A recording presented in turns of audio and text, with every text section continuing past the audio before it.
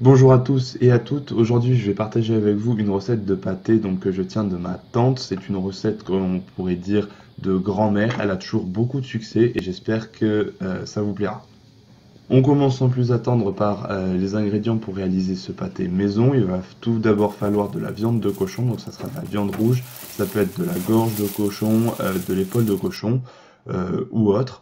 Il va aussi falloir du foie de cochon, donc les proportions, ça va être un tiers de foie de cochon et les deux tiers restants de viande rouge de muscle en gros.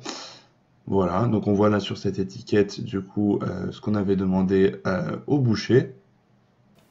L'étape suivante est en fait tout simplement de venir couper en languettes ces morceaux de viande, ici il s'agit de foie, puis de venir en fait les broyer à l'aide d'un broyeur à viande.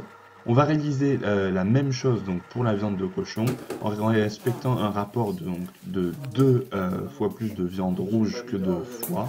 Il va falloir aussi penser à utiliser une grille avec des trous plus gros pour que ça force moins et de toute façon il n'y a pas besoin que la viande soit coupée, soit hachée trop finement.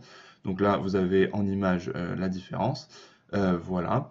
Ensuite, du coup, on va mélanger le foie et la viande de cochon ensemble et on va pouvoir rajouter les condiments et les épices. On va pouvoir mettre des échalotes et de l'oignon qu'on va faire revenir. Donc en moyenne, une échalote par kilogramme de viande et un oignon tous les 3 kg de viande. On va aussi pouvoir rajouter du poivre, environ 2 grammes par kilogramme de viande.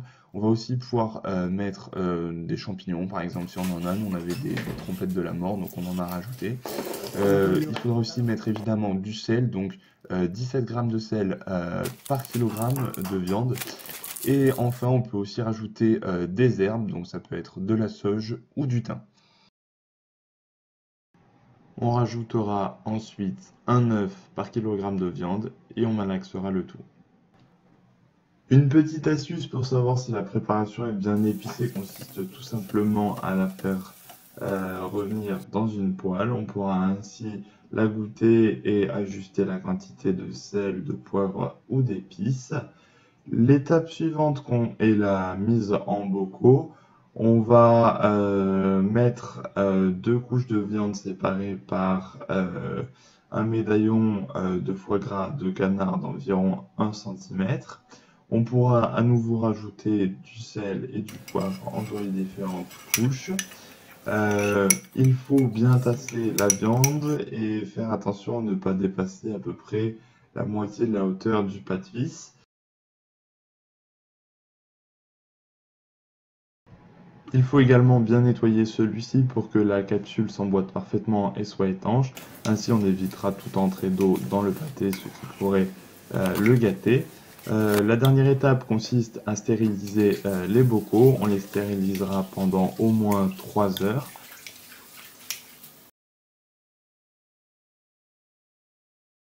Une petite astuce est de caler les bocaux avec du linge et des pierres pour éviter qu'ils ne s'entrechoquent et s'abîment. Les pâtés, une fois stérilisés, peuvent se garder de nombreuses années. Je vais maintenant vous mettre en image les différentes proportions des différents ingrédients pour que vous puissiez vous aussi réaliser ce pâté. Donc c'est une sorte de récapitulatif de la vidéo. J'espère que celle-ci vous aura plu et je vous dis à bientôt.